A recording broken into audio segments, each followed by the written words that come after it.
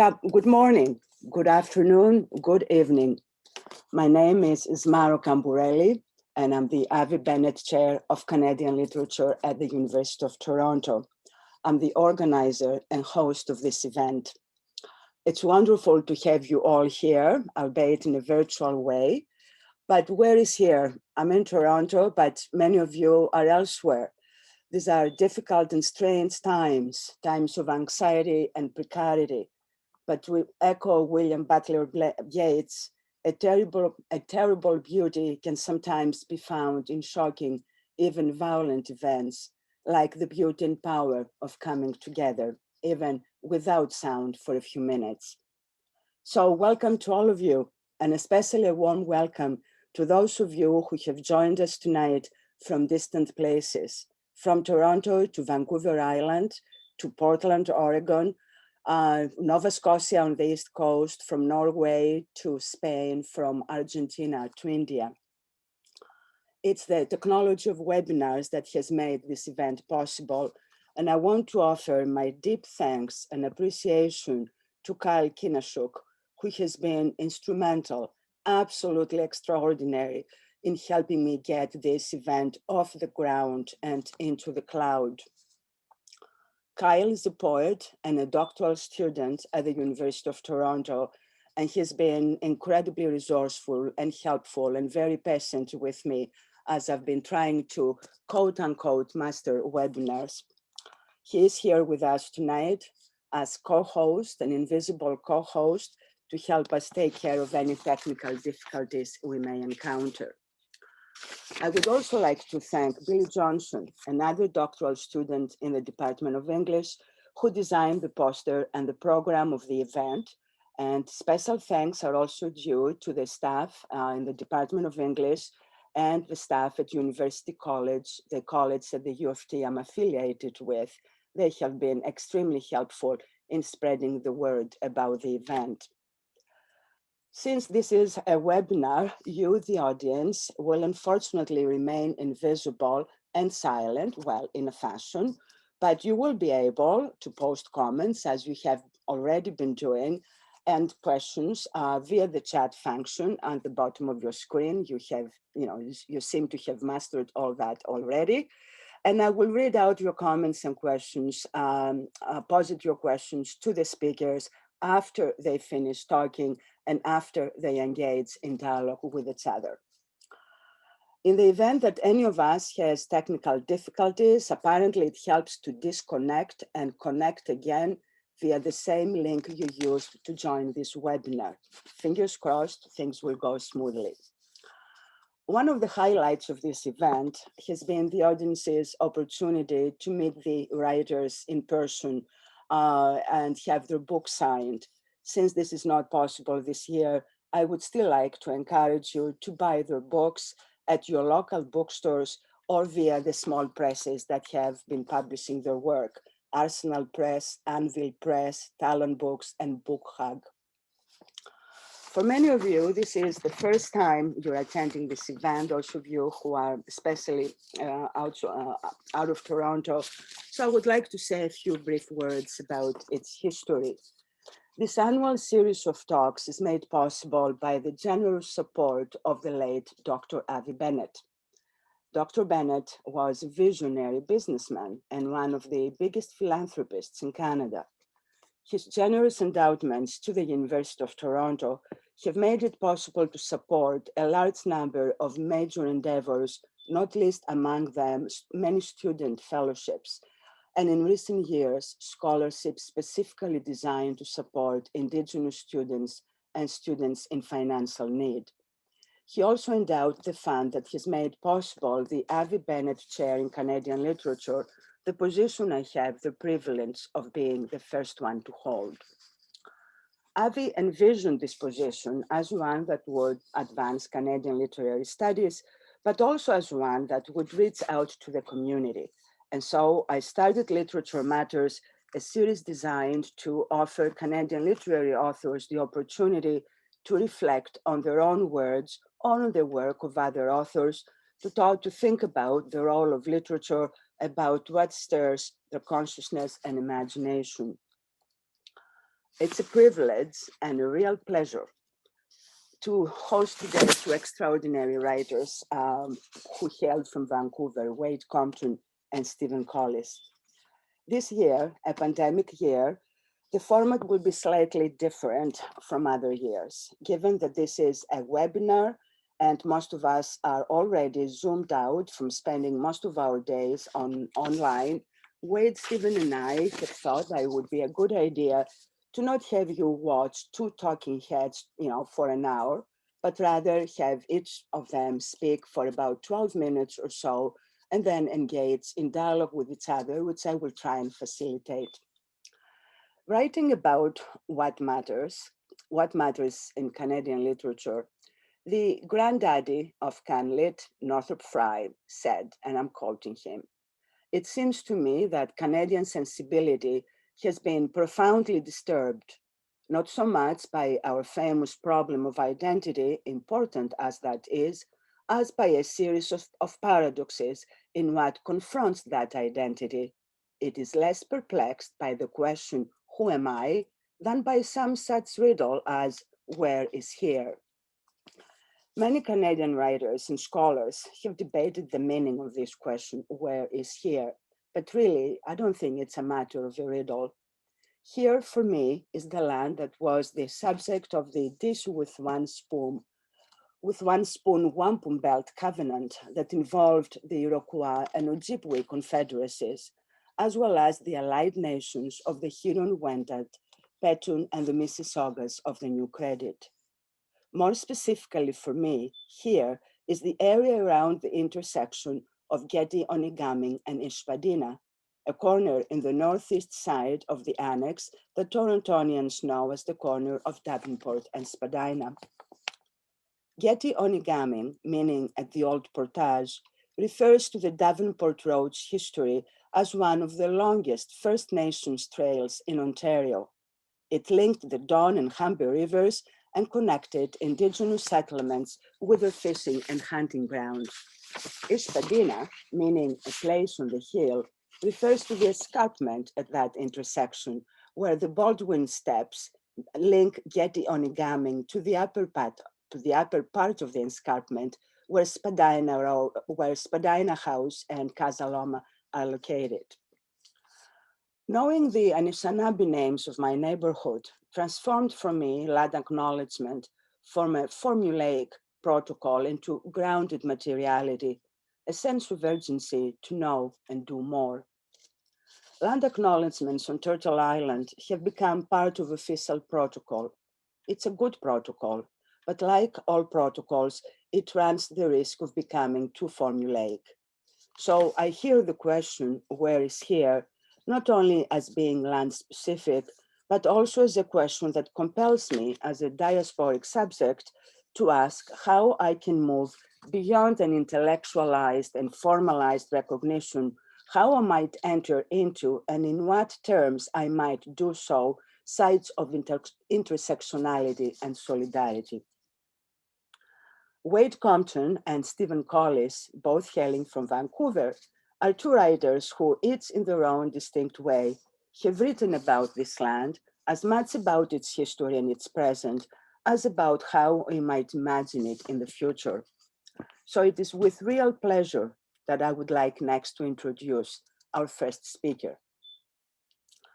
Wayde Compton is one of the most brilliant and influential Black writers of his generation.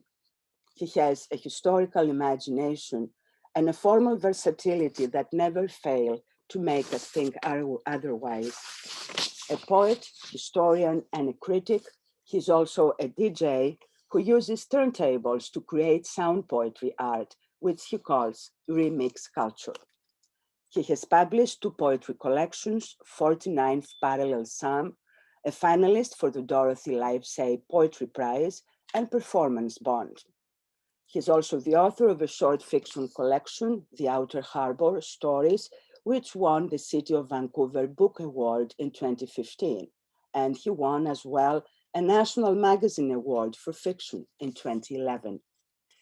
He has also been the finalist for 2 other City of Vancouver Book Awards, as well as the Dorothy Livesay Poetry Prize.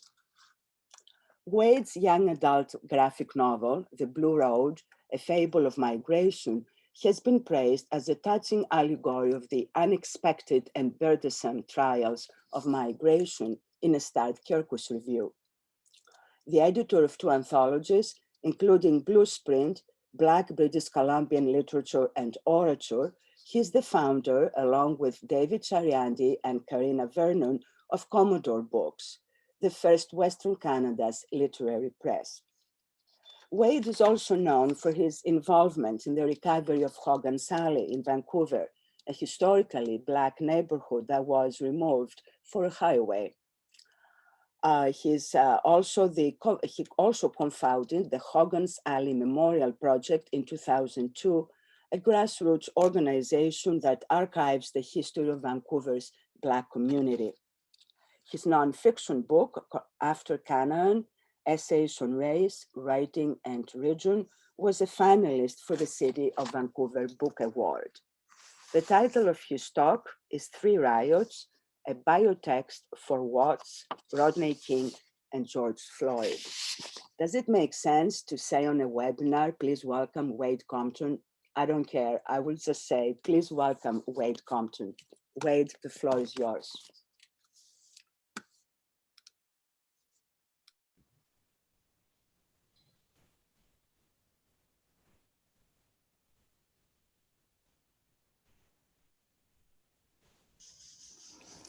Hello, everybody. Can you hear me? I just want to make sure my mic is on. All right, Wayde, thanks your to... audio is off. Is it on now?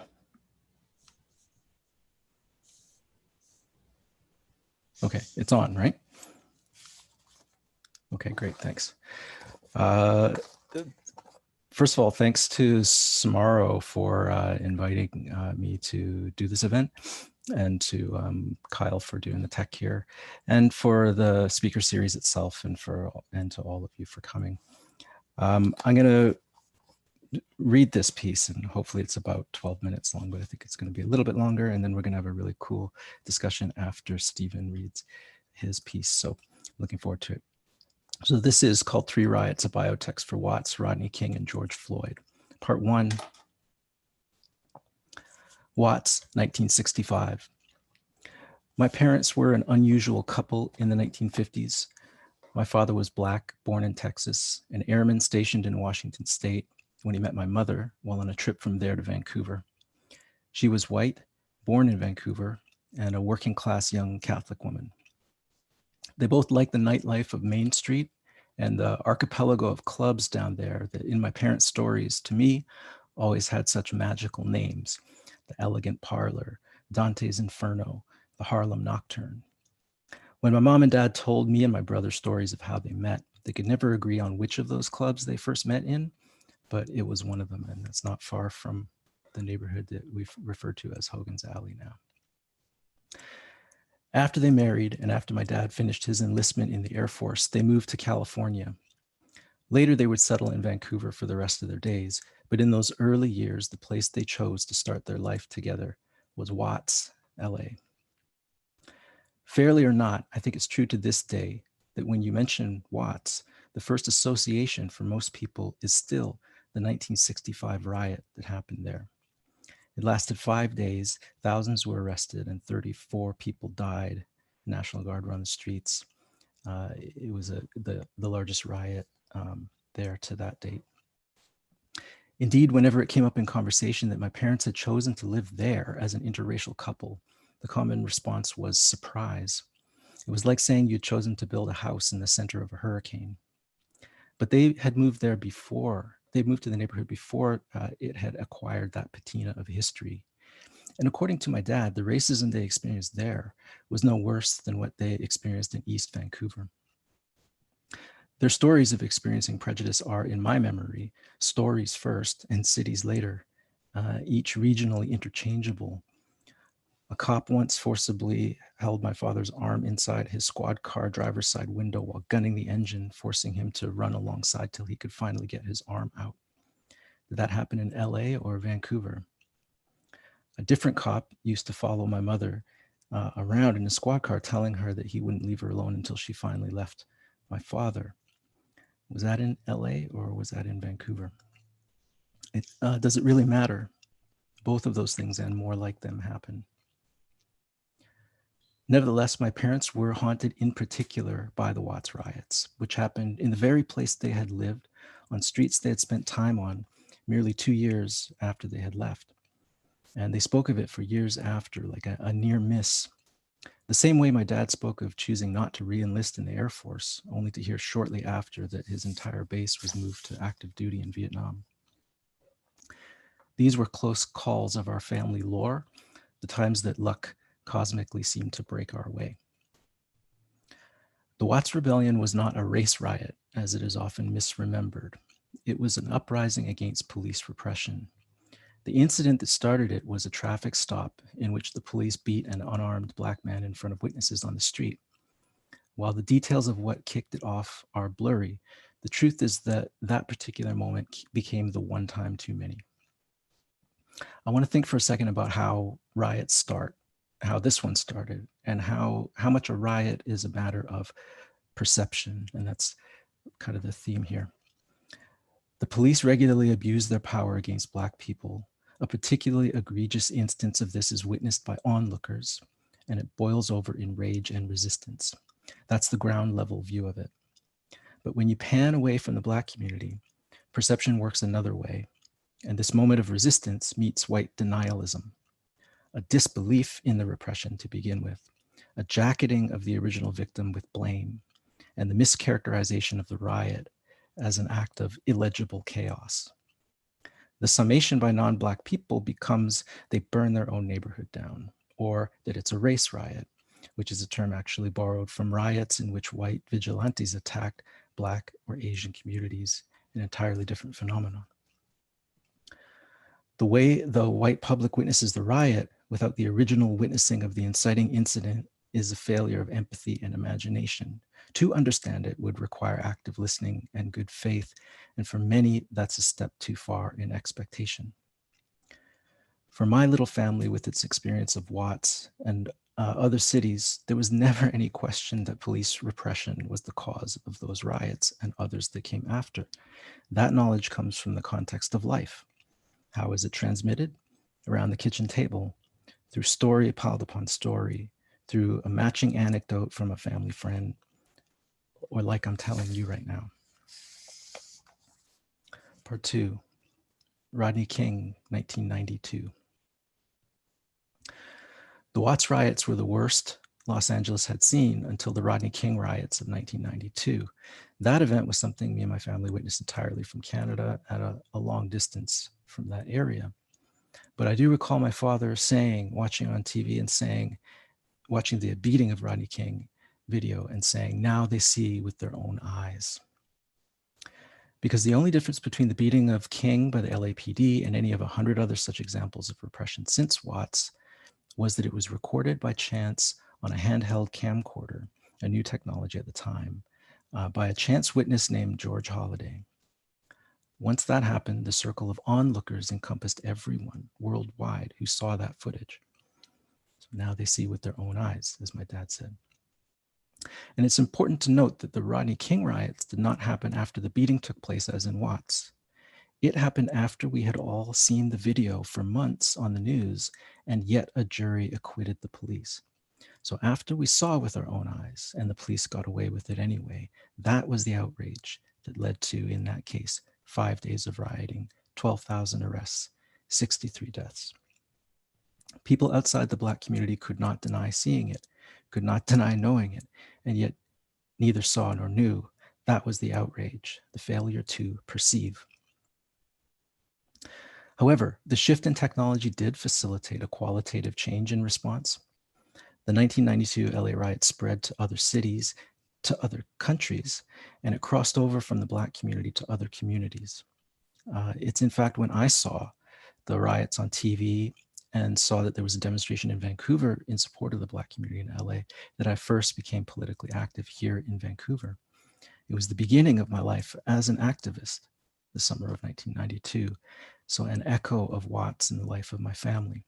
A riot there again, that drew me in at age 20 to political consciousness. George Floyd, 2020. Neither of my parents lived to see the George Floyd riots of the spring and summer of 2020.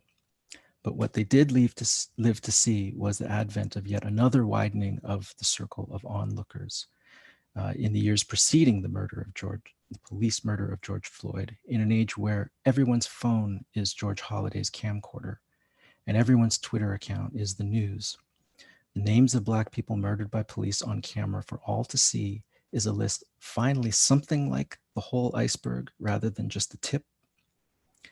And the onlookers are everyone. And the onlooking is whenever you open your social media now.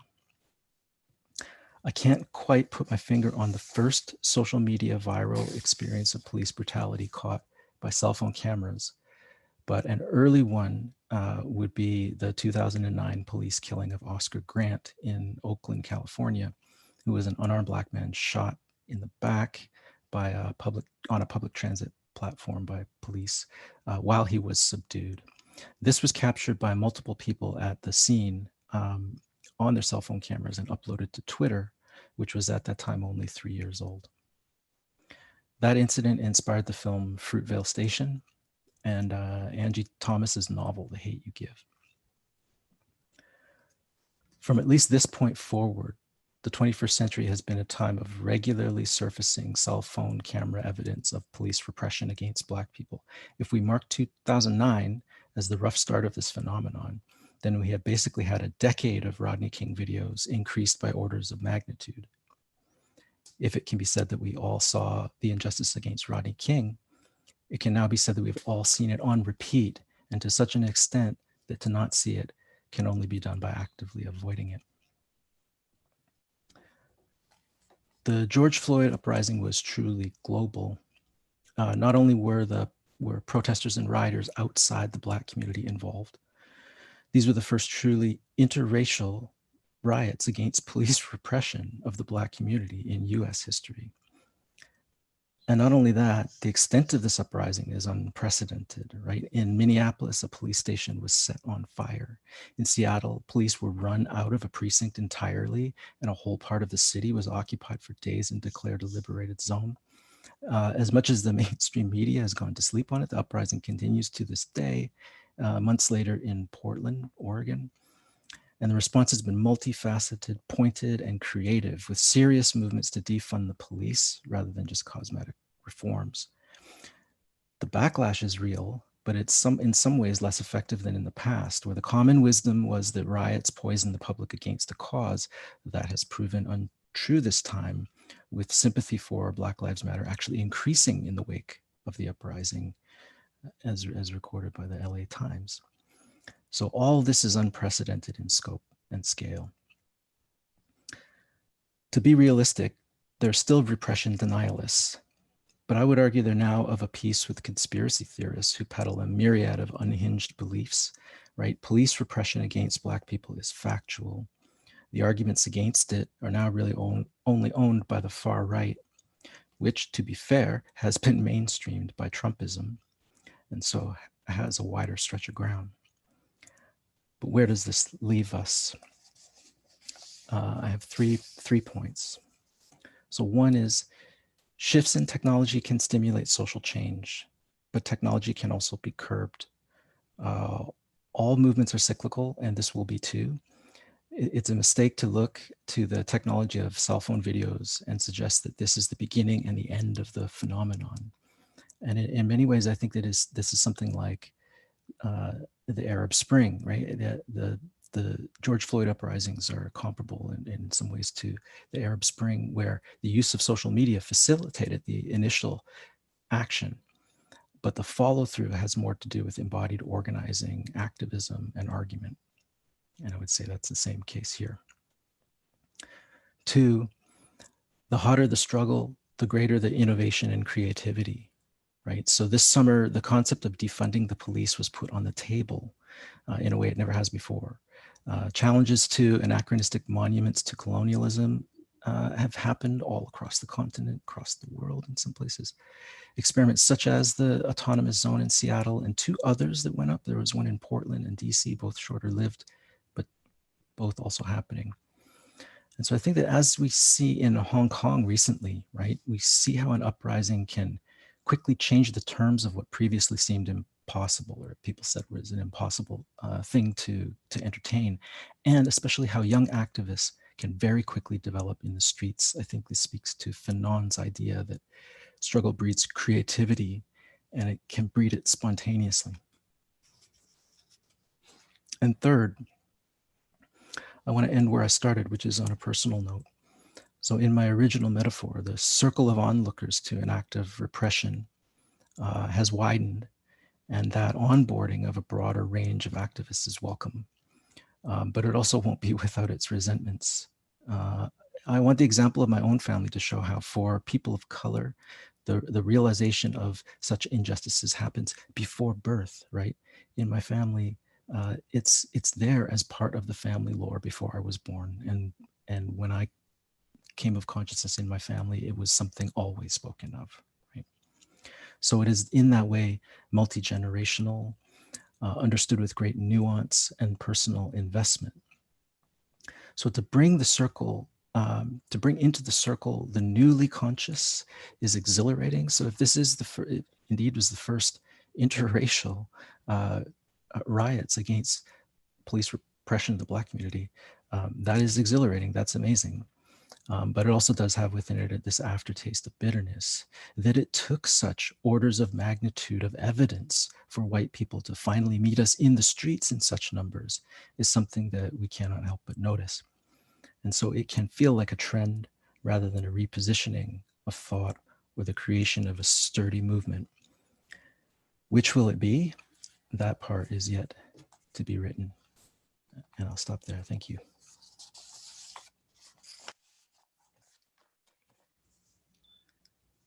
Thank you, Wayde. Thank you so much for this embodied biotext. I'm sure the audience, the participants have questions, but I'm going to ask you to wait until we hear from our next speaker.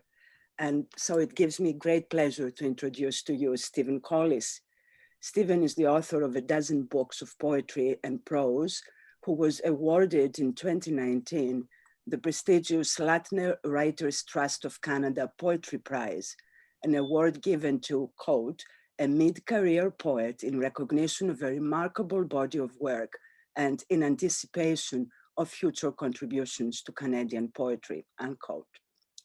Stephen's books include the poetry collections Unarchive, a finalist for the Dorothy Livesay Poetry Prize, On the Material, winner of the Dorothy Livesay Poetry Prize, The Commons, and To the Barricades. He is, in the words of Heisler author Eden Robinson, the most dangerous poet in Canada. Dangerous insofar as he has been a poet who is also a vocal activist who opposed the expansion of the Trans Mountain Pipeline. He was served, along with 4 other activists, with a slap suit for $5.6 million by US energy giant Kinder Morgan. His poetry book, Once in Blocadia, which was nominated for the George Riga Award for Social Awareness in Literature, came out of a line spoken by the company's lawyers at court. Quote, underneath the poetry is a description of how the barricade was constructed, unquote. Stephen also joined the Occupy movement in Vancouver. His book, Dispatches from the Occupation, A History of Change, is a collection of essays and meditations he composed during that period. His other prose works include Phyllis Webb and the Common Good, and his memoir, Almost Islands, Phyllis Webb and the Pursuit of the Unwritten. Stephen is a professor of poetry and poetics at Simon Fraser University and has a new book forthcoming, A History of the Theories of Rain. His talk is titled Common Entanglements, the Human, Non-Human, and the Necessity of Movement. Please welcome Stephen Collis.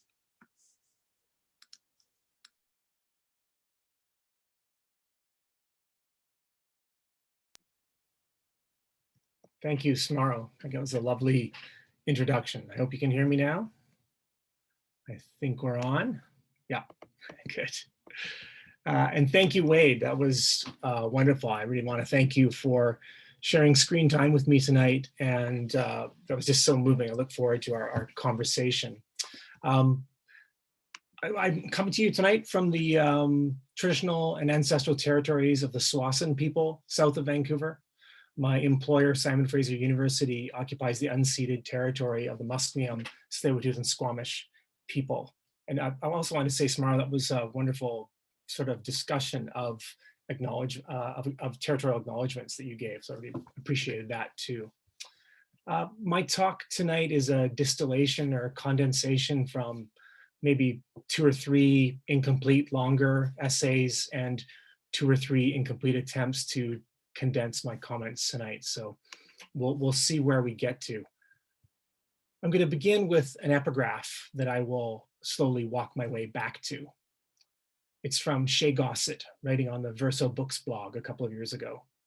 Quote, critiques of human exceptionalism and anthropocentrism in critical animal studies often presume that the human in the human-animal divide is a universally inhabited and privileged category, rather than a contested and fractured one. Blackness is often left in what Saidiya Hartman and Frank Wilderson call the position of the unthought, end quote. Since 2015, I've been involved in a project called the Refugee Tales.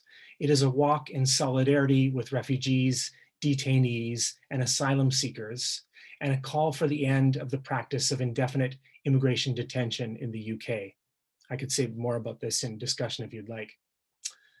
Every summer, a group of former detainees and their supporters gather in the UK, and we spend a week together, walking by day across the countryside, sharing our meals together, sleeping on the floors of churches and town halls together. And every evening in a different community, we share the stories of some of the people we're walking with. This project is something of the lobbying wing of an organization called the Gatwick Detainees Welfare Group. There's a detention center at Gatwick Airport.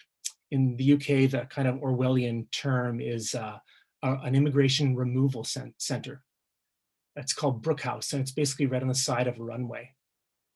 For 25 years, the Gatwick Detainees Welfare Group has organized volunteer visitors to go into and talk to people in the detention center. Those inside generally do not have contacts or a support network in the UK outside the detention center.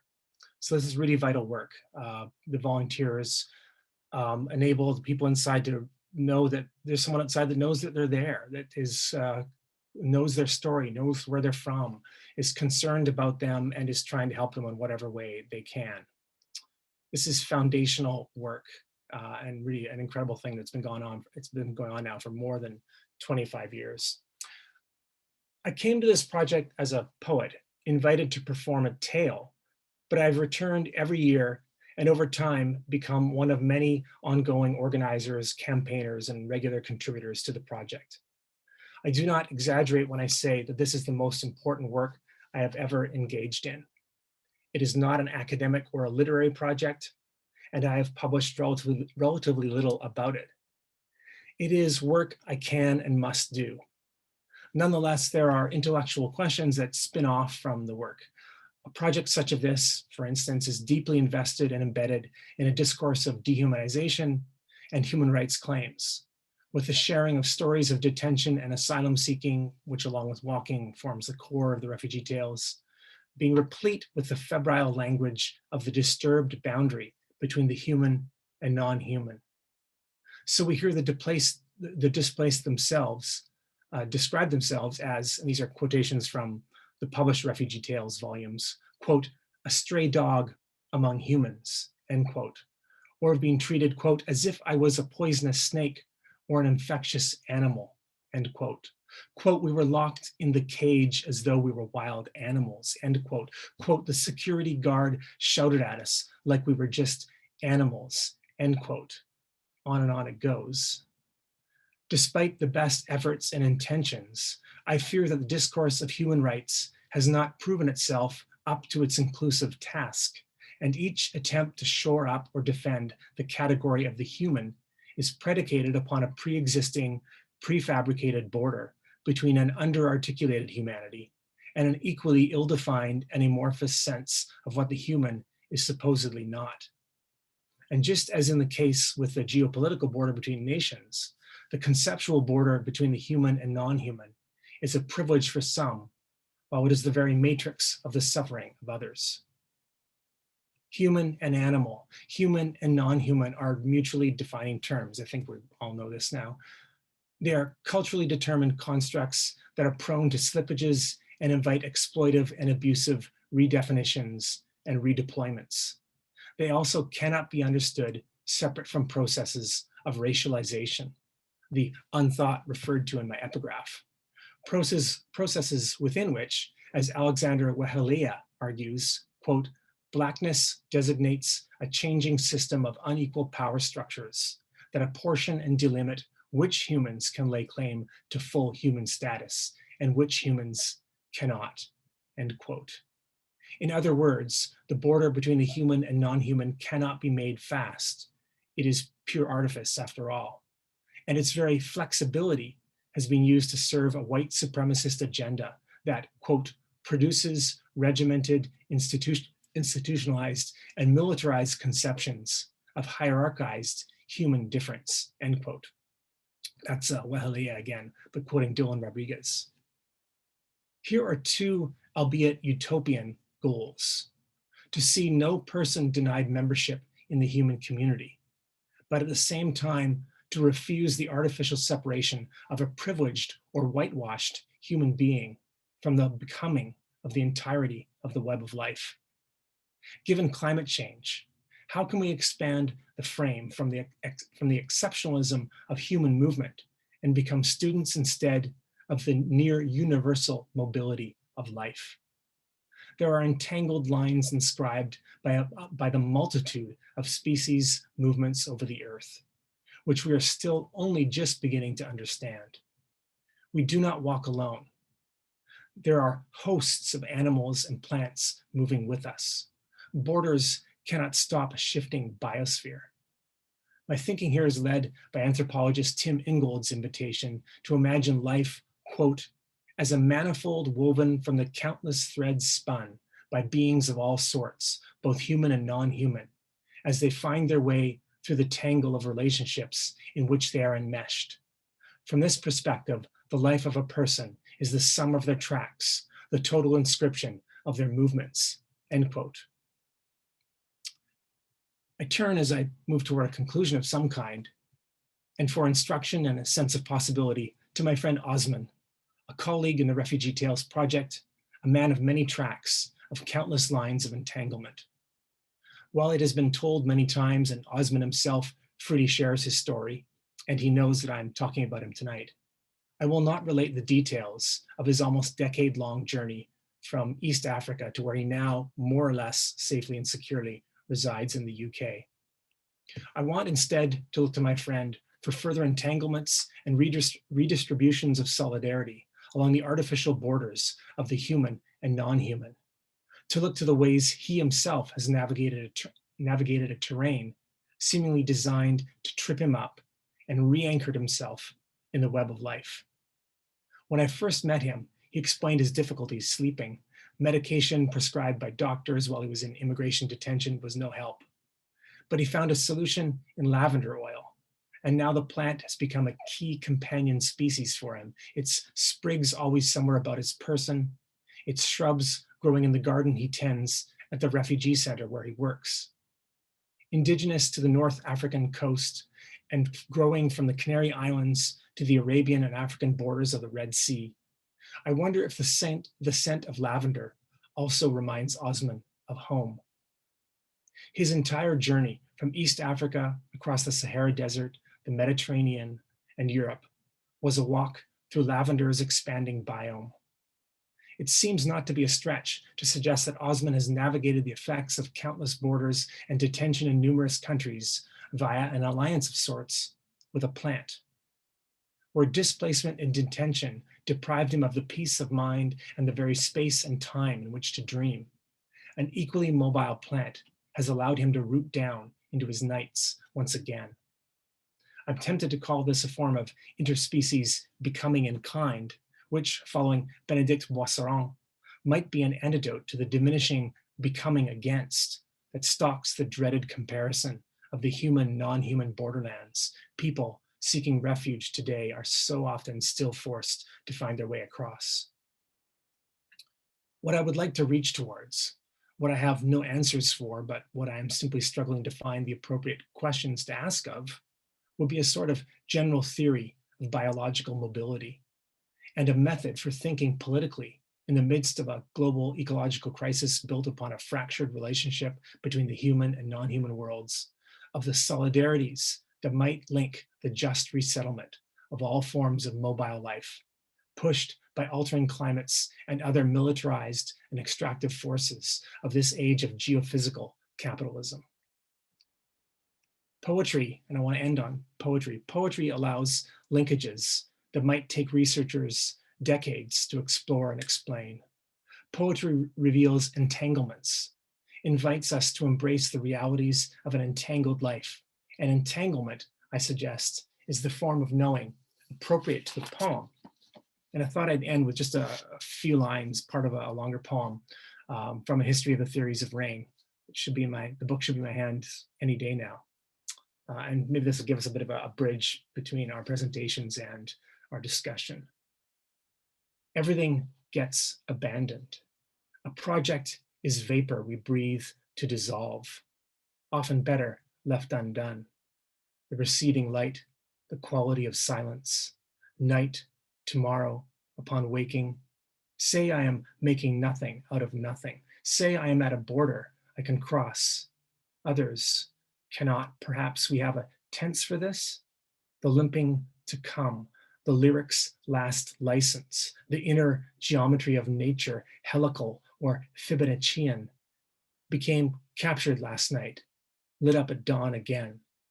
Thought cannot turn anywhere else. It is the very shape of you in glass, below a skylark singing, as some small part of me came up coyote for the sheer feral pleasure of it.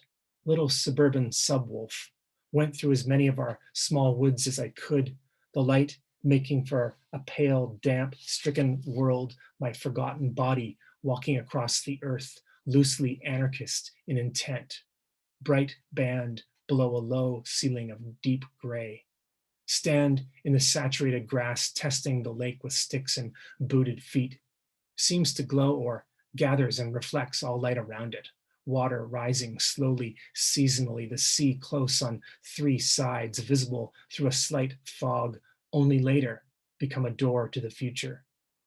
When it begins to spiral, a difference that returns. Fog, the garments the season wears. Now, on to my asylum, a genius, so to speak, for sauntering without land or home. Thank you very much. Wow. Thank you, Stephen. Thank you so much. Thank you, both of you. As one of the attendees said, I feel both calmed and fired, very moved. Your talks spoke to each other. They echo each other in such interesting and profound ways. You've addressed different issues, but issues that have a fundamental commonality, how the human is rendered inhuman, how one is mobilized into action, how one gets entangled in riots or in alliances that happen across different communities. And so I'd like to invite you to respond to each other and to get you started. I want to mention two of the many things in your talks that stood out for me. And one is that of witnessing, bearing witness either directly or vicariously or virtually. And the other one has to do with crisis, different forms of crisis. A riot is a crisis. Being a refugee is a crisis. Crisis is an exceptionalist condition, what disturbs the normal. But at the same time, as you both suggested, crisis also appears to be an always already normative condition. One of the things that I heard, Wayde, behind your metaphor of the cycle, it's iterative crisis. It comes and goes. So may I invite you to think about that and to engage with each other in conversation. There we go. I was waiting for you to appear, Wayde. I don't have control over my camera. Yeah, thanks a lot, Stephen. That was really, really interesting. And there's so many ways that it intersects, I think, with what I was talking about. I love that idea of entanglements, because I think that's partly what I'm talking about with, that idea of the onlooker, right? And being, if you look at the three rights that I talk about, and you look at sort of the increasing circle of onlookers, is what I'm saying, right? It's first, it's those who are on the street corner and those who believe those who are on the street corner. And with Rodney King, it's those who saw, but they're seeing one incident, and who knows if they can connect that to others. And then now I think what we've got with this latest moment is, if you have a cell phone, if you have Twitter, you're entangled in this issue now anyway, right? You've been brought in, you're implicated. If you see one of those videos, if you hit play and you watch it and you see somebody get murdered by the cops, you're kind of implicated somehow now. You're either going to have to deny this or do something about it, right? Or live with the fact that you're not going to do anything about it. But either way, you're in it. And so I thought I like that as a very interesting word that you used there. I mean, I don't, I'm not trying to focus on my own role, which is the same as so many other people's roles in this, and you start worrying about white savior complexes and shit like that knots up the sides of some of these issues. But I mean, the reality is I was invited to come as a writer, and it was like, oh, a writing gig, and I get to go to England. And then you start meeting people and hanging out with them, and you go, because like you say, you've seen this now, you can't unsee it. Mm-hmm. So there's something interesting about witnessing that there's a duration to witnessing, I guess.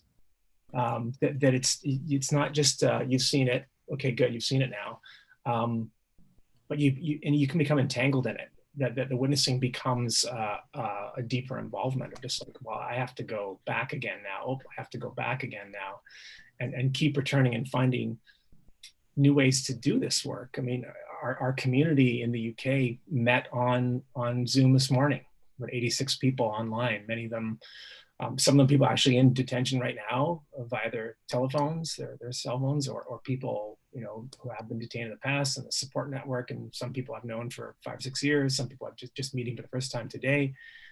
And this process of a kind of witnessing, I don't think I have the right word for it, but because it's 5 years of witnessing, or 6 years of witnessing, and it's not going to end anytime soon, because this crisis, our other word here, isn't going anywhere. The border is a crisis. Detention is a crisis.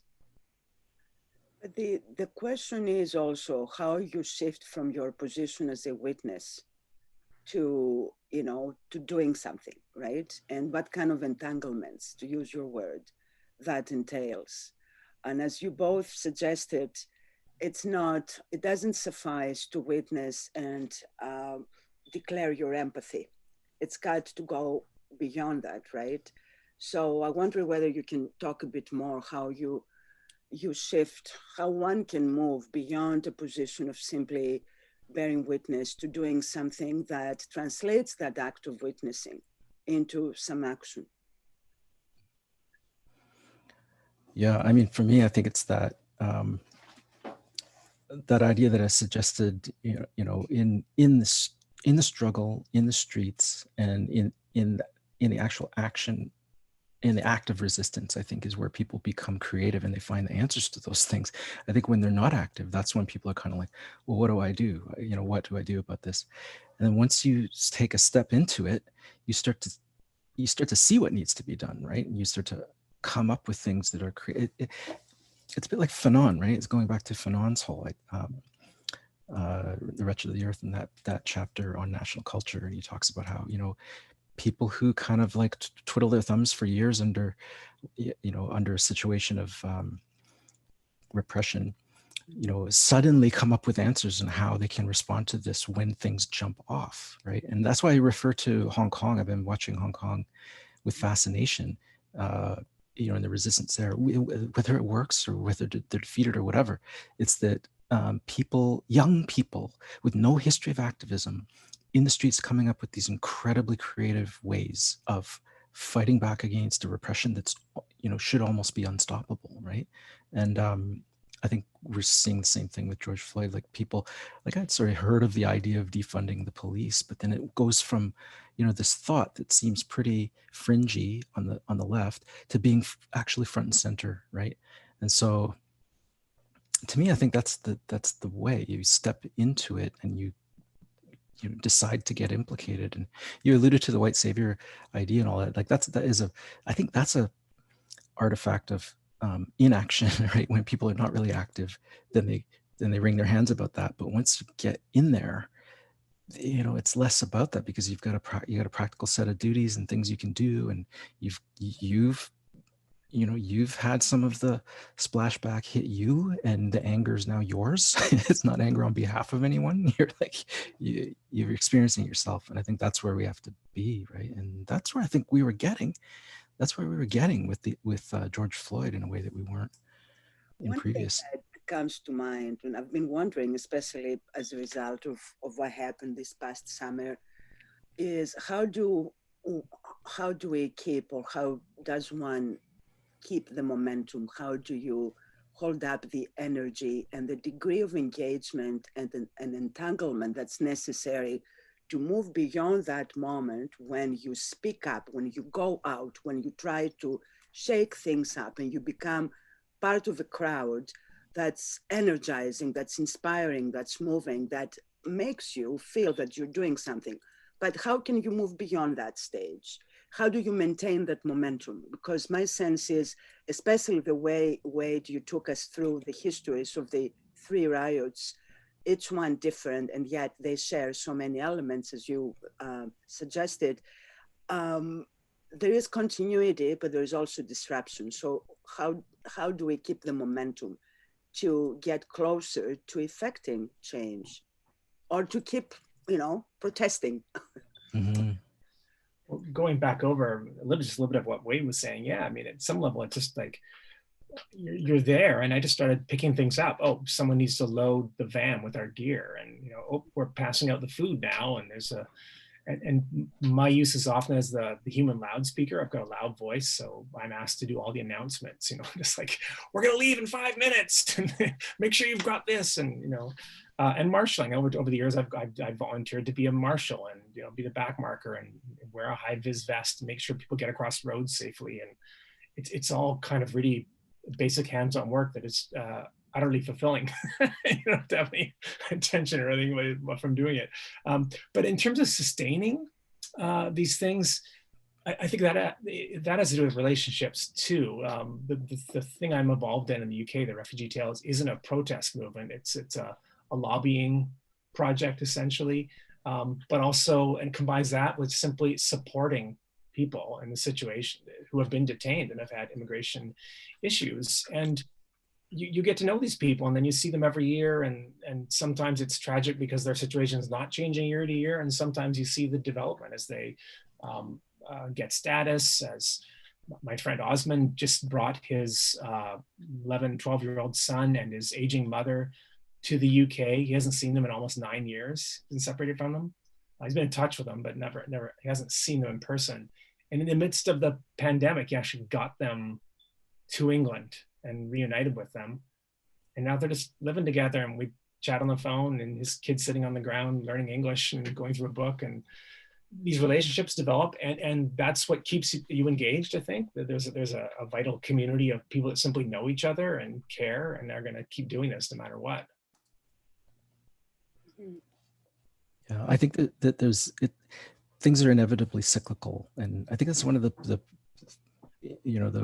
issues on the left that sometimes is a problem. Like people, that it's what leads to burnout. Is people don't really recognize that things are cyclical necessarily, and that movements have a moment and then they they cycle down and something comes back around. And I think that's part of what I was trying to show with looking at these three riots. The really funny thing about the math between the three riots that I was talking about was there was 27 years between Watts and Rodney King, and then 28 years between Rodney King and George Floyd, right? And so it's a really similar amount of time. And I wonder, I mean, there were other big riots. There was the 1968 Martin Luther King riots and stuff like that too. But in terms of specifically police repression, big police repression riots, so which makes me think, yeah, these things go on cycles. It happens, and then we think about it, and then digest it, and then we go through a cycle of processing that, and then something else comes around, perhaps. I mean, I do think there's that kind of like ebb and flow of what. Yeah. I was thinking, I was misremembering what year Watts was, and I got 67 in my head for some reason. And I was looking up the Newark riots, because of course Baraka was involved in that for a good poetry connection. But that was 67, but it was very similar. It was, you know, a black guy getting beat up by the cops. Everyone who witnessed thought he was dead. It turned out the guy wasn't dead, but pretty much that's what it looked like. And that's what set off the riots. And of course, Baraka got pulled over, and he was in a VW microbus, so 60s. But they got pulled over. Of course, there was a gun in the car. No one had a license for it. Baraka gets arrested and charged. Blah blah blah. But at sentencing, the judge read a poem aloud called "Black People." And as saying, if this guy can write this poem, then he belongs in jail for as long as we can put him in jail. Right. Yeah, right. And that poem has that line, "Up against the wall, motherfucker." He's like, it's an address to black people saying, you know, Whitey's never going to give it to you. So what do? Up against the wall, motherfucker. And that became like a slogan for a couple of years. It's got a bizarre history, that phrasing. It's in a Jefferson Airplane song of all things. Right. So the way these things get mediated from riot, and they shift in these cultural spaces and become something else is just kind of mind-blowing in some ways. I can see the cyclical pattern, but I wonder whether that also means that we never get out of that pattern. That even if you try to effect change and some things change, say the next government, wherever we may be, begins to defund the police. And then does this mean that the government after that will refund the police? So how can does your metaphor of the cycle, Wayde, have any breaking points where one can kind of go through and break that cycle of repetition that to me suggests that we will just keep going around in circles without changing anything? So I want to hear you, think aloud a bit more about that. Yeah, I mean, I think that I've thought about this a lot in terms of, the ideology of progress. And I remember I wrote that essay in After Canaan about called Obama and Language. And it's funny reading it now because you look back, and I was basically saying in 2010, there was this thing in the air that, perhaps with Obama winning, we are entering this post-racial age. All these books were coming out talking about post-race and all of this. And I say, thank God, because it's in print. Thank God I had the sense of the way things were going. And I was saying, well, look at right-wing radio and how it suddenly unleashed this torrent of old school racism in the wake of Obama getting elected. And I wasn't as prescient enough to predict the Donald Trump, but I was in the territory of where he would emerge from, saying, no, I mean, it feels like this post-racial moment, but things will cycle around towards there will be a right-wing backlash. That's basically what I was saying. And boy, was there, right, in the last 5 years. And so I think things cycle like that inevitably. And I think it's dangerous to kind of lie back and go, everything is moving towards progress, and little by little things will get better. And that's a liberal myth. Yeah, and it's liberal, it's Western modernity's dream of progress that is so deceptive and behind colonialism and all that. Absolutely. So I think it's a matter of the concrete things that are one. And if things are one that are concrete, and some things were, right? I mean, the civil rights movement was a certain type of social revolution, but very incomplete materially, right? And there were some certain things changed and certain things didn't. And Mhm. It's watching those things that's important. Sorry, I didn't mean to interrupt you, Wayde, but I see some interesting comments. I don't know if you can see them, so I think I'm going to start passing them on to you. You can read them, but I don't know if all attendees have their chat function on. So I will just go through them and give you the opportunity to respond.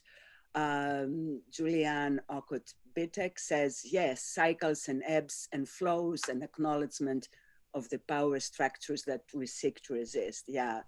The following comment is quite long, but very poignant and definitely very apropos to what you've been talking about. How can access to means of production and markets change the narrative of the future generations, dealing with economical exclusion, oppression, and detention in opposition to capitalism paired with democracy and industrial development? So yeah, it's a long way. When as today international markets are closing and advancing towards American national markets in a very aggressive way, supported by politicians who promote exportation of national interests abroad. Thank you for your comment, Ariane. Would you care to speak to that? It's a complicated question, obviously, but I guess my one response, and I guess it's entanglement again, is you have to, these things all go together. You know, you have to talk about them all at once. You know, and I've got Saidiya Hartman's words somewhere here written down about how, yeah, abolish white supremacy and abolish categories of race. But we also have to abolish capitalism. You know, it's not like there's not one fix. These things are all interconnected. A huge part of what happens with immigrants who are detained or who are across the border without, quote, the proper paperwork, is that they're not allowed to work. They're not allowed to enter the economy. And you wind up stuck in this limbo, not able to support yourself, the state not really wanting to support you or do anything about your situation. And of course, the arguments marshaled against immigration are economic and false, by and large. I could go on. Okay, I'm going to go the next one from Alice Ming Y. Jim. Is there any way in which the cyclical combined with transformative justice memory work could lead to reparative politics? Or from the other end, if there is any possibility of healing, is it too optimistic? Yeah.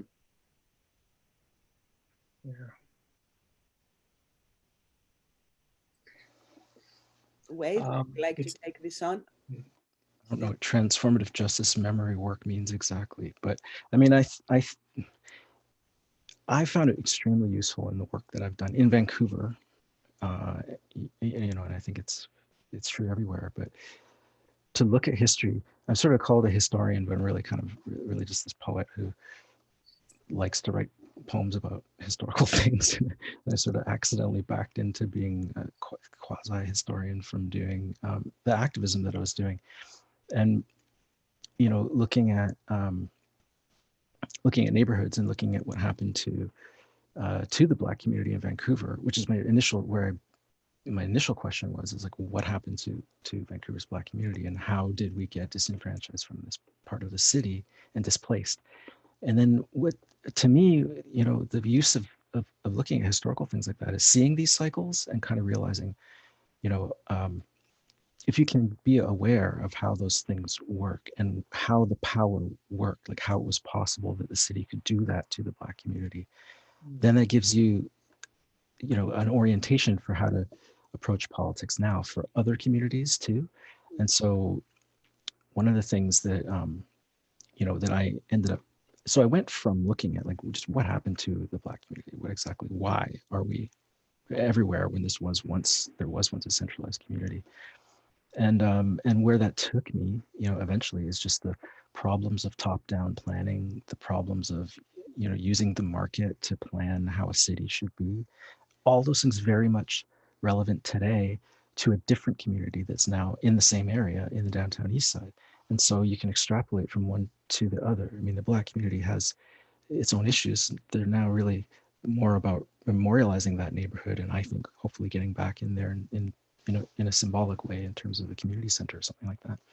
But for the people that live there, it gives you answers for the people who are there now, and how top-down planning is the false way to go. And you have to, the people who live in a neighborhood have to be the ones to decide how that neighborhood is run, and what's in their interest. And people who rent, right? Not just people who own, but people who rent are people who should decide the destiny of those neighborhoods that they rent in, right? And so I think that says one thing about how, if you look at the past, and you can find solutions in the present for how what your orientation should be politically. Apparently, I missed a comment or a question from earlier on, so I'm going to read it out to you. That's from Clint Burnham. Hi, Clint. Glad you're here. So Clint is reminding us of the etymology of the word crisis, a Greek word that comes from krisis or krino, meaning to decide, a moment when we have to decide. Can Wayde or Steve, Clint asks, talk about what they've had to decide, getting there, as Wayde put it, to decide as writers? What we had to decide as writers? About what you've had to decide, getting there, as Wayde put it, to decide as writers. So I guess he's trying to find an entanglement between getting involved and how that relates to you as writers, to your act of writing. Clint, I'm not sure I'm getting it right, but that's how I read you. There's a part involves agency, I guess, and it moves back and forth around that decision question in fascinating ways. So you have someone who does not decide to have to, I'm talking about the communities I'm talking about. You have someone who does not decide they have to flee their home, let's say. They have no choice. But at some point along the trajectory, they do decide where they're going or where they're heading. That's very clear, for that somewhere like the UK represents something. They don't meet what they expect when they come to the UK. They're expecting something else. Nonetheless, there's a decision made and an incredible agency. People leaping onto moving trains and then clinging to them while they go through the channel. These are not lightly taken decisions. But then, of course, you're in detention and your ability to decide anything is taken away from you again. I suppose for people in support positions, there's similar processes go along. You make an offer and you decide to take it and you go get involved in something, and then you have another decision to make. Am I going to engage with this and stick with it, or do I actually have a choice once you feel entangled with people's lives? And that goes out the window again. I'm not sure if I'm answering Clint's question totally well, but not sure if I totally understand it. So maybe I'll see if Wayde has anything, but I'd love to come back to the widening circle of onlookers again at some point too, which I love that phrase, Wayde. I mean, I would say your work, Steve, is really, because the last thing he says is as writers, right? How do you get in there as writers, I guess he's saying. And I think your work is a great example of that, in that you just have this body of very thoughtful poetry that's rooted in actual struggle, like local struggle and local activism, and and yet is not sloganeering. It's thoughtful and of a piece with those struggles, and all you just seem like a very integrated writer that way. And all of the things that you've, all the theory that you have, and all the thoughts that you have, your working class roots yourself, and your involvement in the movement is all there together in the mix. And I think it's a really inspiring example, actually, of how to do that as a writer. Thanks, Wayde. Ditto. I think I realized super quick, you realize, gee, this poem tool I have isn't digging very deep, hole in the dike I'm trying to dig through, or whatever it is, but what you start realizing is, oh, wow, there's poetry and all sorts of other things you can do actually feed movements on the inside really well. So they're not always great at, say, widening the circle of onlookers. Maybe a poem isn't, unless you're Amanda Gordon and there's a context opened up for you and you go, oh, look at this. For the most part, you're not going to get very far with the poem as a tool, but it does amazing things within movements. and as a way of condensing ideas and movements, of reflecting thoughts and feelings back within movements, and keeping people engaged and navigating the crisis, I guess. Mm-hmm. But so does making like really good food for people. Hopefully no more special. Fred Waugh is suggesting a different trope, a different metaphor. He says, perhaps the cycle in entanglement becomes a spiral. And I think that's an interesting thing to consider. Well, the widening gyre of the circle of onlookers is a spiral, I would suppose, in Wayde's formation description. I like that. A comment and question from Stephanie. I believe, she says, we can make major positive changes for the good, but we must address the fear and intimidation that is placed on those who want to do good and crush racism, hatred towards those not like themselves. How do we encourage and empower courage to keep this battle for justice moving forward for the good of all humanity? Oh.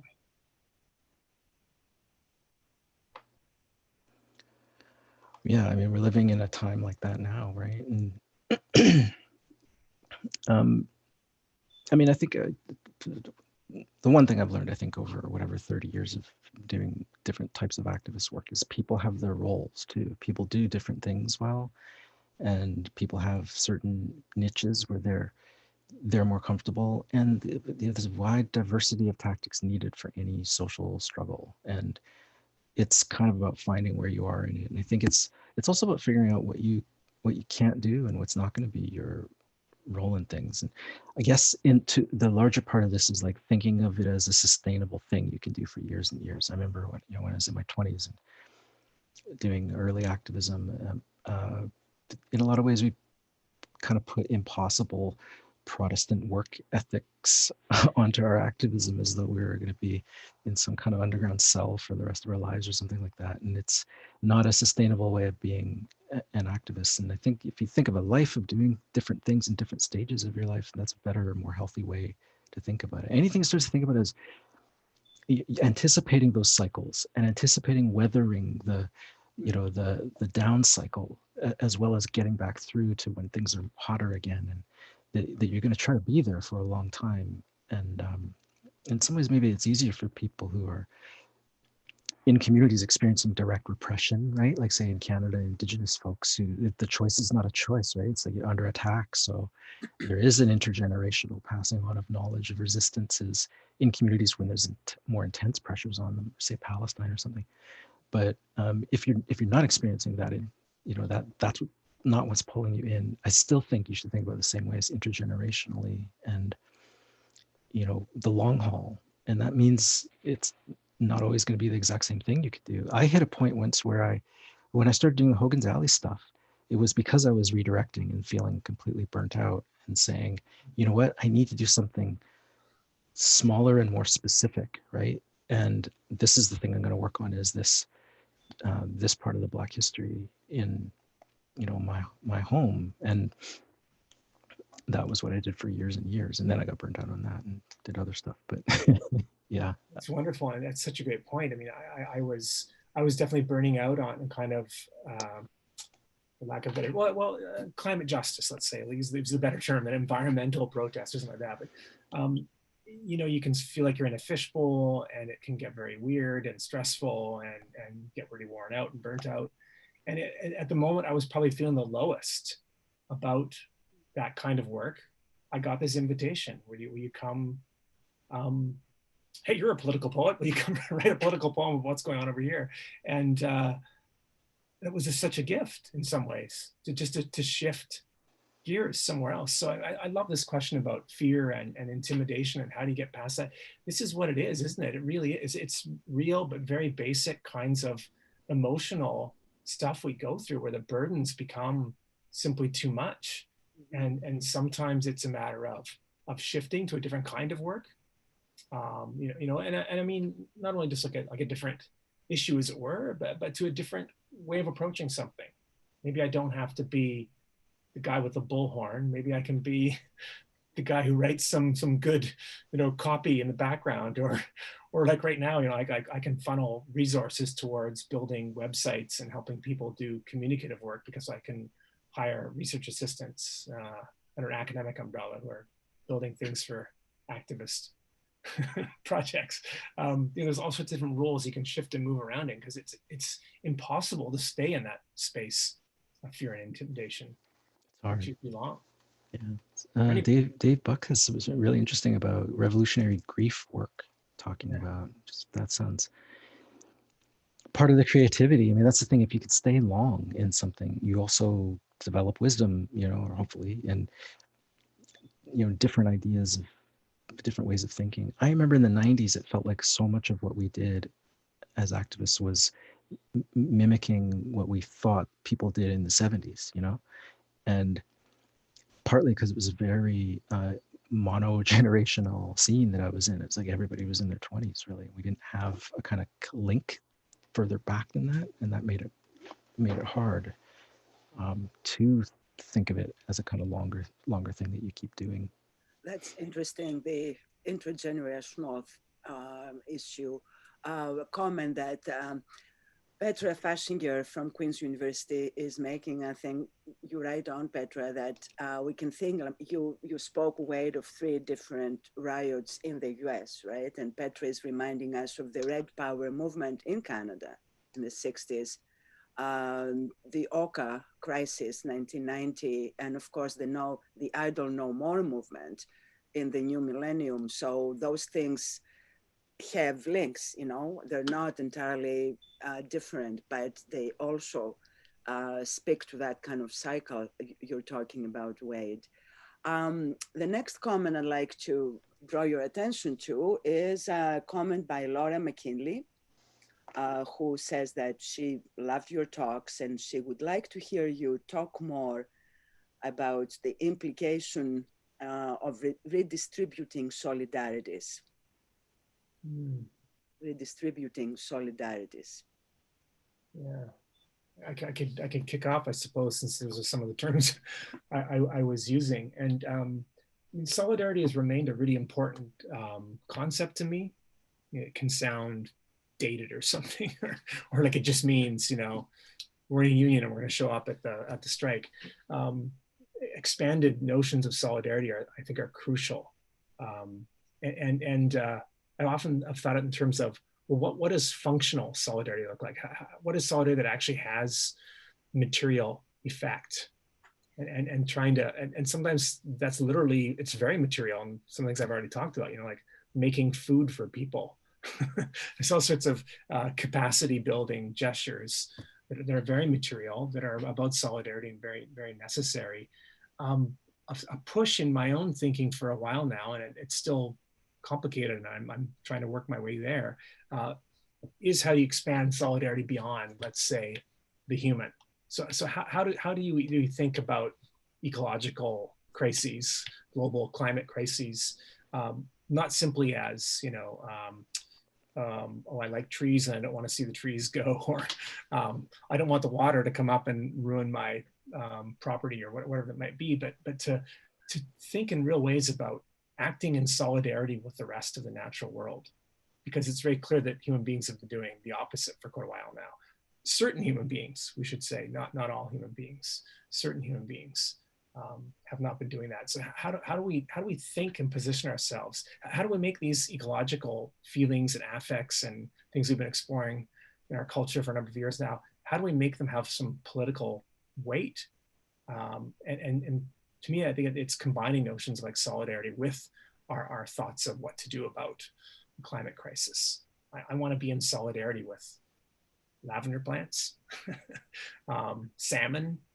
Of course, there's a lot of things we could go, a lot of directions we could go in here. The next question is by Miriam Sheikh, a former student of mine. Good to see you here, Miriam. She wants you to think about the fact that the evolving trend of the language of justice and representation having become commodified, having become part of performative allyships, the marginalization becoming a currency of social power that influences economic power. I think that touches in some respect, Wayde, to what you said about the, social media and how they're, they're instrumental, they're very enabling, but can also be disabling. Yeah. Yeah, it's funny. I mean, the whole, what I was trying to capture in my essay partly was that whole push-pull of the feeling of like, the feeling I had this summer was like, oh my God, there are, this is like the first time I've seen white folks wilding out in the streets over a Black person getting killed. Right. And so there's a part of me that's just like, wow, this is great. Like I've been waiting for this my whole life. This is great. Like it's they're like white folks and Black folks side by side rioting and mad. And I knew it was like, oh yeah, it's because people, you don't witness that kind of stuff if you have any kind of empathy for so long, right? Without it making you angry, and people were angry. And so there's that side of it. And then the other side was the like, oh well, see how long this does it go past the summer? Is this an adventure for some of these folks, and then the adventure's over and they go back to not thinking about it anymore, or what? And that hit the media too. And there was a weird moment of people I had people just kind of sending me emails of support and saying, I hope you're okay in this time and all of that. And then I'm in a forum of Black Vancouverites that's quite large, and people were saying the same thing and saying a lot of my white friends are just sending me these like kind messages or whatever, and then people pieced together that this was a thing people were doing as a kind of like some kind of measure of support for the Black community, but people just found it funny because it was kind of like, what are you doing? You're sending me a nice email is what you're doing. That's the thing. So there's that side of it. But I think that push-pull is inevitable, and ultimately that's why I say attach it to concrete outcomes, and that people who get involved in struggle for whatever reasons, but they're in the struggle, and then they're looking at, did we win that part of the struggle? Did we win that next thing? I think people like, nobody laughs at the white freedom riders who are down in the South risking their lives to get Black people registered to vote, and literally getting shot and lynched themselves and putting themselves in that line. Well, we're seeing another wave of that possibly, right? But it's pinned to outcomes, right? If it's pinned to, do we broaden the vote? Do we change the social climate? Do we defund the police? Do we recreate what policing is? Those things. Like, I think it's outcomes. We got to get it out of the realm of guilt and identity and adventure and into, was something achieved? And then we're talking about things realistically, right? Yeah, and it's fascinating because in this question, I wonder about those kind of superficial gestures, like a shishi restaurant that puts up a big sign, "We support Black Lives Matter," or whatever corporation that takes out an ad in the newspaper saying that you sort of look at those things and go, really? Well, like you're saying, wait, what's the outcomes? Let's see where that goes. Yeah. But I'm way more sympathetic to like just whoever white person saying, hey, there's this cool store that Black-owned store that has these local products, and I'm buying them, and you should too. And they're little gestures, and they could be superficial, but they might not be. They could be sustained. They could be part of these sort of changing sense of the widening circle of onlookers who are simply becoming more and more aware that shit's been going down and it's time to do something about it. White supremacy doesn't disassemble itself. But individual white people need to do some of the work of disassembling white supremacy. Mm-hmm. And have a great power to do that, and are great, positioned really well, actually. White people positioned well to dismantle white supremacy if they, put their minds to it. Yeah. The next comment, question, is from Uzo Isongwani, a colleague of mine. So he says, he's addressing both, it's a question for Stephen specifically, but it touches on both of your talks. He says, you both keep yourselves to the borders that separate the human, by definition white, from the non-human, by definition Black and refugee, and allows us to avert our gazes from or see and recognize the debasement of those confined behind racial screens, borders, what do you say to the suggestion that the borders you so eloquently describe mirror other borders offshore, those policed by nation states whose sovereignty globalization has compromised, if not entirely undone? Can we meaningfully speak about the borders, screens you discuss without bringing these other borders and populations rendered non-human into view? I think I totally agree with everything that was said there. That's absolutely what I'm trying to get towards. These artificial constructs that, because there's no, it's complicated, but the way we've defined human, non-human runs into this problem of, quick, we need human rights. People have been dehumanized. And what you see, what's going on there is, oh yeah, because they keep moving the goalposts, as it were, as it suits white supremacy ultimately. And then you start realizing, oh yeah, and the only people that get shoved across that border from human to non-human tend to be not white people. Well, yeah, you're seeing it right if that's what you're seeing. So part of what I'm trying to get at is the fact that for movements that are trying to argue for human rights and to argue against processes of dehumanization, they can't look past, they can't take their eye off how these are also racialized processes. And these conceptual borders are absolutely, as this question seems to be directing us back to, are absolutely connected to very real material, like geopolitical borders, economic borders. These all overlap and entangle in complicated ways that we have to be really careful and pull them apart and realize what's there.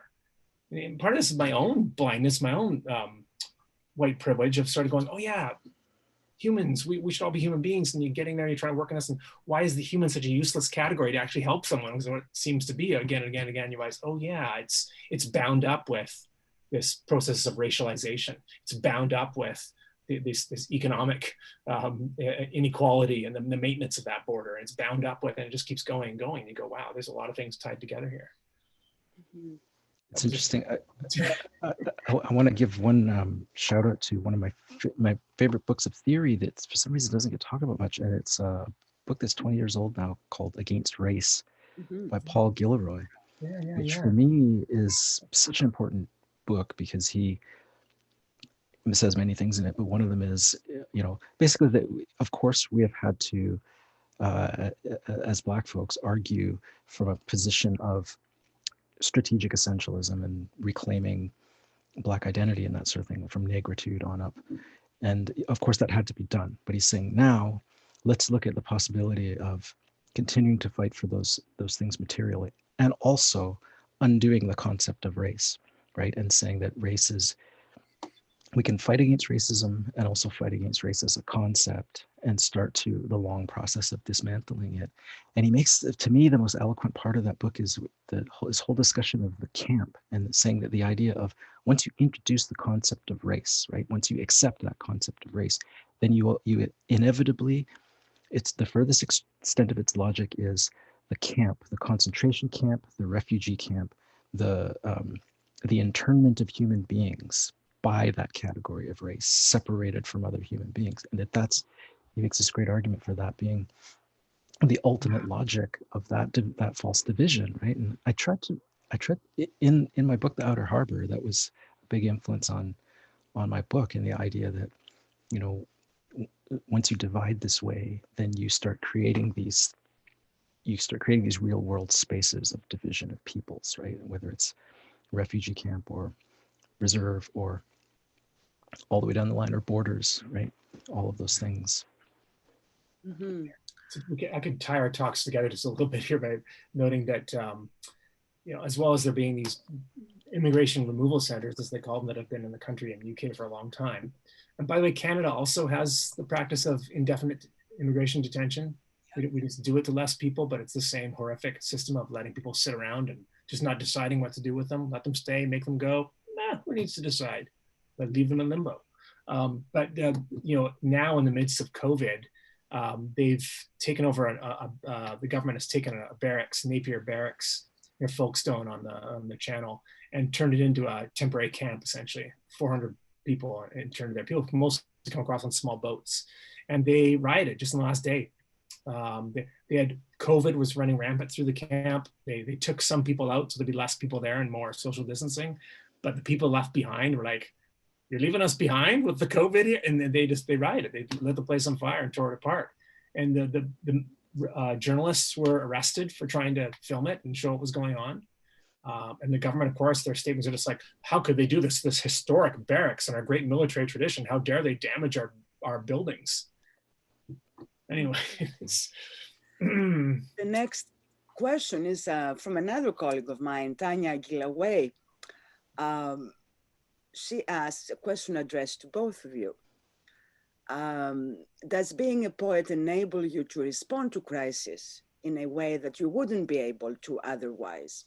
In other words, how does poetry come to matter in your response to the epochal crisis we are living through?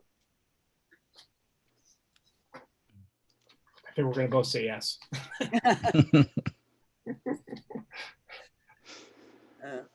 Wow. You think go ahead. Yeah, I mean, for me, I guess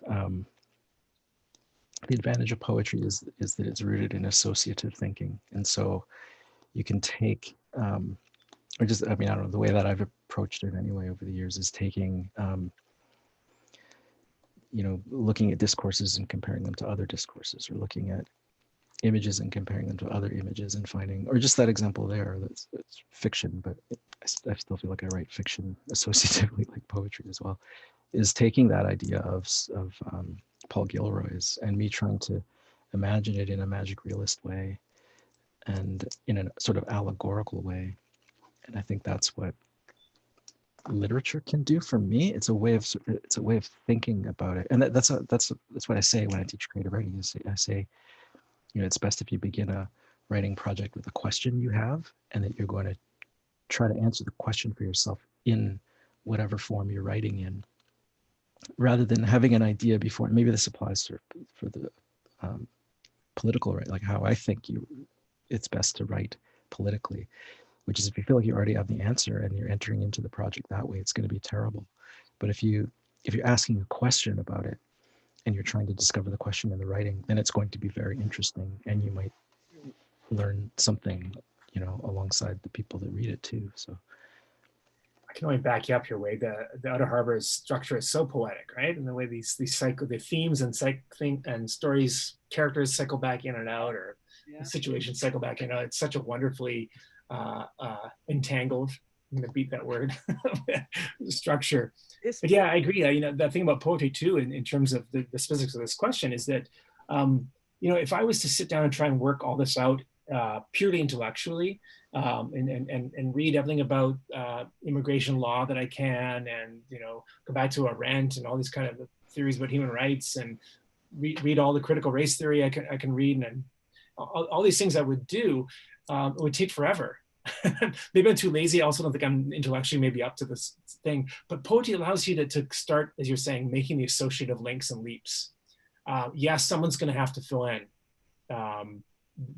some of these details at some point. A different discourse, different genre is good for that. But poetry is so good at seeing the tangle, and seeing how you're entangled in it, and going into that space and following those lines along. Oh, this is tied up with that, is it? Oh, I'll keep going now.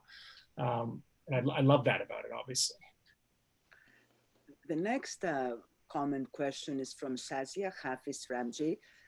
It begins with a beautiful quotation from Toni Morrison. It's my apologies, but I won't read it. It's too long. But I will ask the question at the end of this beautiful quote.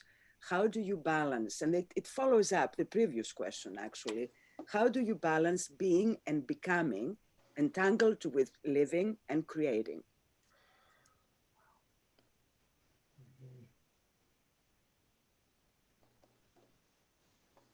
I don't know if it's a balance. I wish it was, I guess. What do you think, Wayde? I mean, I think it's the same thing I was saying before about, you know, don't looking for concrete outcomes and things you can influence toward an actual outcome, rather than thinking, as I did in my early 20s, you know, okay, I've decided now to fight capitalism. I mean, that's such a huge task, you know, and that if you just live in that task for a long time as your, you know, your ethos, it's going to get exhausting because it's large. It's so large. It's noble, but it's large.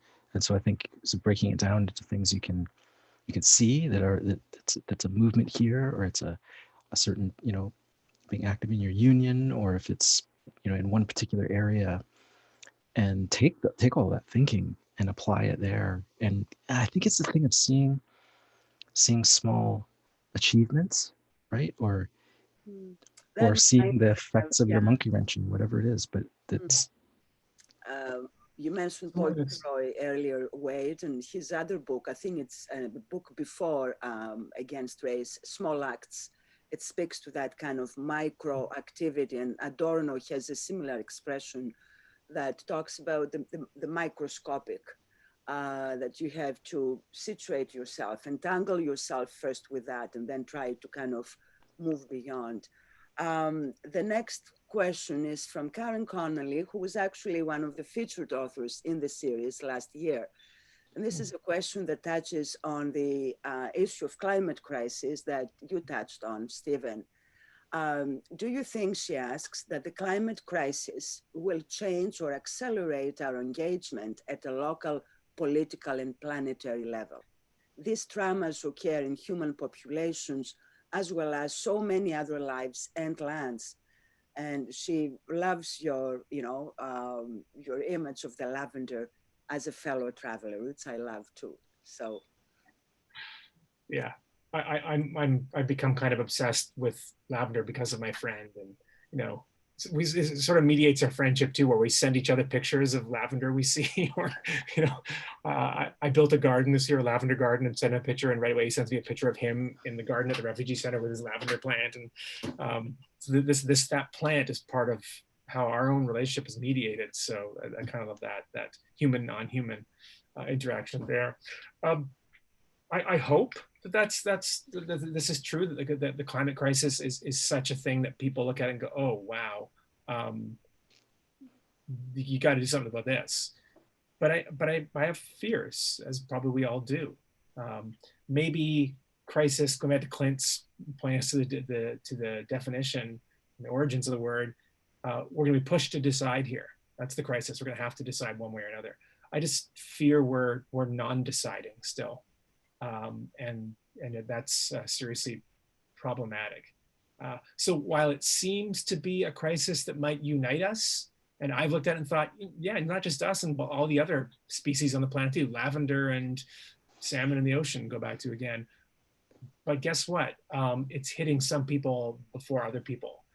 It's hitting people in say in the underdeveloped world first, and people in economically powerful countries, often white people, are more protected, obviously, from the effects of climate change in the short term. And I worry that it's going to be a sclerotic thing that's just not going to change or respond as quickly as it needs to. But we're going to hit the point where we got to make a decision. You know, bail or walk away from this thing, pump the water out or head to higher ground. Mm-hmm. We have so many wonderful comments. I cannot possibly read all of them out, but I'm going to move to Mauricio Colau Quevedo's comment. That's also, it's a question actually. How can solidarity be meaningfully expanded when a lot of resistance against, say, sovereignty and abolition movements like indigenous struggles is grounded in not only economic concerns like jobs and taxes, but also in deeply embedded cultural ideas about identity and ways of life, like the petro-masculinist tropes of defenders of oil and gas industries? Well, I was trying to look for that. My chat is so confusing right now, but I was trying to look for that because that term, the petro-masculinist tropes, would you like is really fascinating. You can find it. No, I found it now, but yeah, I mean, maybe this is where the realm of Well, it's everything, but this is partly where the realm of representation, I think, is very meaningful. I don't know. For the last 4 years, and so the phenomenon of Trump and the alt-right and the kind of resurgence of the right wing in the last while has me thinking quite a lot about masculinity and how so much of it is rooted in toxic masculinity. And that's very easy to say, but where does that come from and how does that get transmitted over and over again?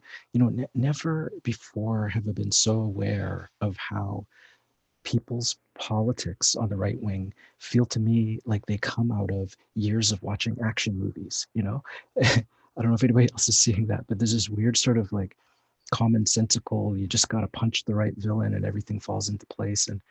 And just utterly bizarre narratives of what people think society is, or what the role of the individual is, or what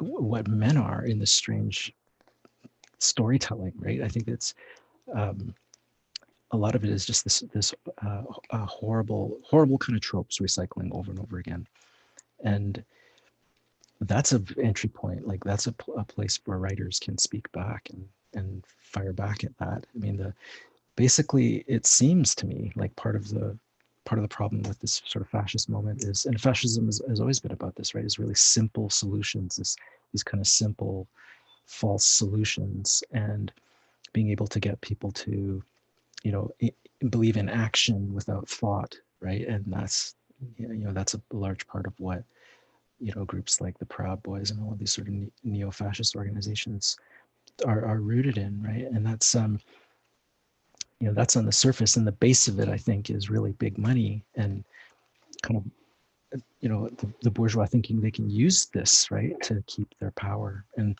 so I think any kind of narratives that cut against that, narratives that introduce, now is a time for nuance, right? Never before has there been more of a time for nuance and bringing people into, those kinds of discourse that are much more complicated. I'm always saying to my students, that the answer is always that it's complicated. Like if that's your answer, that's probably the right answer, because everything is, and if you're simplifying things down to these shop-worn tropes, that can get very dangerous very fast. And petromasculinities and all others. The next question is from Daphne Marlatt. Good to have you with us, Daphne. And it's a question about climate justice, addressed primarily to Stephen. How do we get people to recognize the suffering of other species?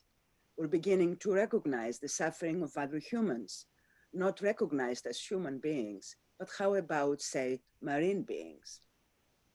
Yeah, I've been thinking about this, and I wish I had the great answer at this point in time, and I'm still looking for that answer. And I speak of someone who's not,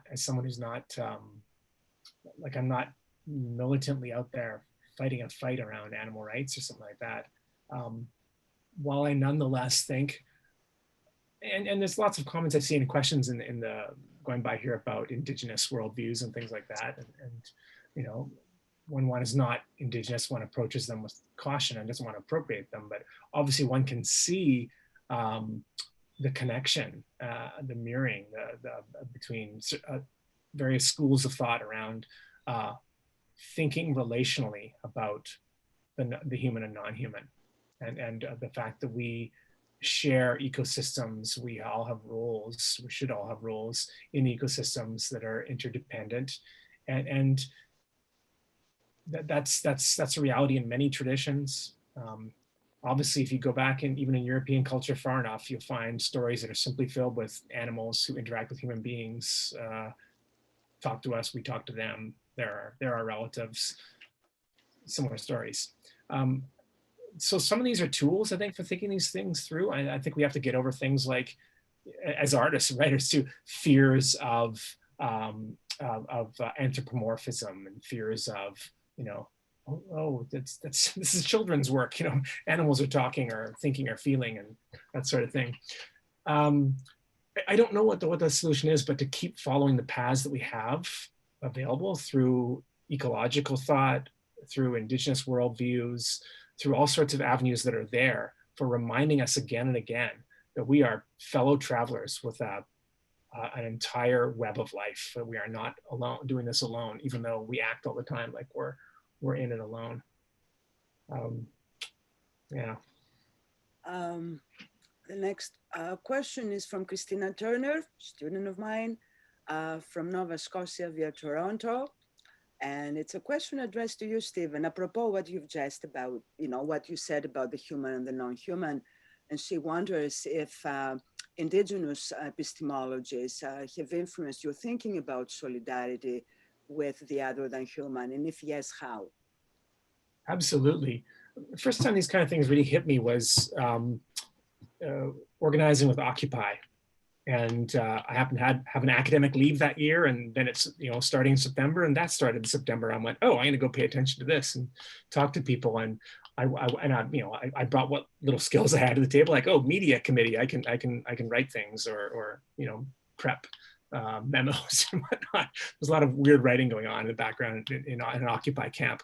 But also I was on a climate justice committee, and that committee's outlasted Occupy by several years. We kept doing stuff together for years. And a key person in that committee was an Indigenous person. And, there were like lots of young white anarchists, as there were around things like Occupy. And they would bring up certain ideas, and this older Indigenous woman would go, oh yeah, well, and then give her version of the same idea from where she's coming from. And this went on and on. So I think I started, trying to listen to people, and I started realizing, well, I've read the anarchist ideas, but that sounded pretty interesting the way you just put that, and I think I'm going to try and pay attention. And you start building relationships with people and trusting them and their sense of how things should go and their protocols, and you do that, and they start trusting you a little bit and asking you to come do this, that, and that other thing with them, and you build that relationship over time. You start picking up on it. So I would never stand up and say, well, here's what we should do, and then out comes an Indigenous thing, a project, protocol, worldview. But I will constantly note them as fascinating ways of being in the web of life that we need to be paying attention to and learning from in whatever way we can. And if I could really quickly, a wonderful one that I've often thought about is the almost like border protocol. The border is not the right word, that Wet'suwet'en people were using at the Unistoten camp. So they had a barricade up at a bridge, and when people would arrive at the bridge, they would ask them a series of questions before letting them pass the bridge. And the variety of questions, do you work for a resource extraction company and things like that.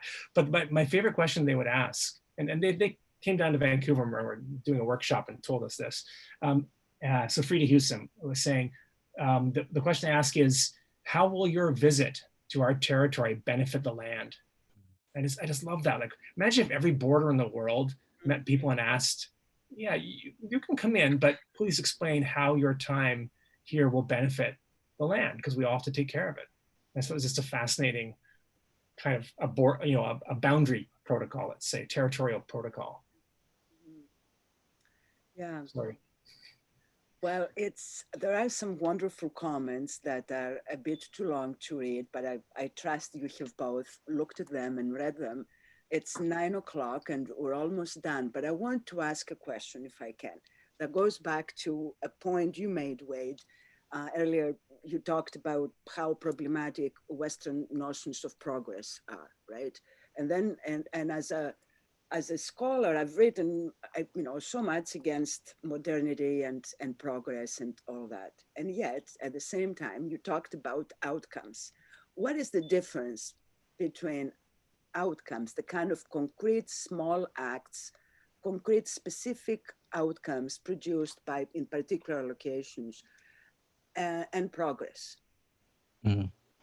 Well, I think that when I think about concrete outcomes, it would be, the establishment of an ongoing, legal shift, for example, or the establishment of rights, or the abolition of some institution, or so things that are, and I think what's implied in that, and what's important about it, is that they're not forever. They're never secure forever, right? And I've lived long enough to see this, that things can get undone that we thought was a victory won in a previous generation.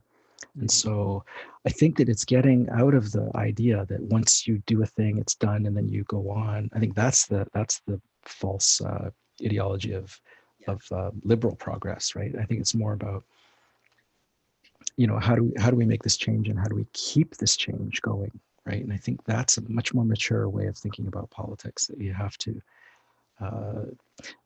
Now is maybe a really easy time to make this point, I think, because we've seen, how quickly things can slip to the brink of fascism. And,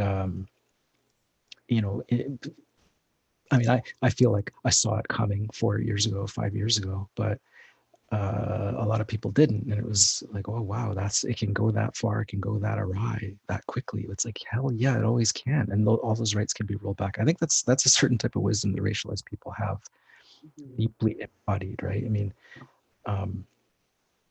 you talk to people who have, Jewish ancestors who survived the Holocaust or shortly after, or raised by Holocaust survivors who have that memory of, things can just suddenly really turn against you, and all those things that we've gained can just quickly go away, and I think that it's a garden you have to constantly maintain. Like, you can't just, decide we've got this right, now we've got this right forever. That's the myth. Sit back and relax. Yeah. Be vigilant is the answer there. Yes, yeah. Be vigilant. Yeah, I want to echo the comments and appreciation that our attendees have been registering throughout the evening. You've been wonderful, moving, inspiring, thought-provoking, and I really, I'm grateful for your time and for your words, and I want to thank all of you who participated tonight. I thank you for your good thoughts and for being here. And so I wish you all the best. Stay safe, keep healthy, and keep up the good work. Thank you very much.